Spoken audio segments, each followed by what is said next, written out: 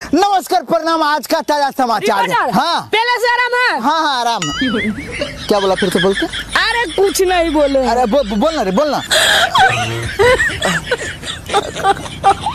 नमस्कार प्रणाम। फिल्म पेल न्यूज से प्यारे। हाँ ये लो मिर्चाई। अरे क्या करे ये मिर्चाई का? गान में रगड़ लो। नमस्कार प्रणाम। आज हमारे साथ एक बच्चा जुड़ चुका है, तो चलिए इससे एक छोटा सा सवाल पूछते हैं। अब बाबू, ऐसा कौन सा जानवर है जिसको दिमाग नहीं होता है? गधा। नहीं, गधा के अलावा और कोई? थोड़ा थोड़ा आप लगते हैं। अब बाबू, तुम स्कूल जाते हो तो सबसे ज्यादा कौन चीज में मन लगता है? पढ़ाई लिखाई, खिलाई कुदाई, कौन चीज में? छौड़ी पटाई बहुत मन लगता है। नमस्कार प्रणाम। फिल्म पेल न्यूज से प्यारे। हाँ तुम्हारा बहुत बड़ा है रे। अरे साला तुरा कैसे पता रे? भोसड़ी का दिल का बात किया है, उसका नहीं।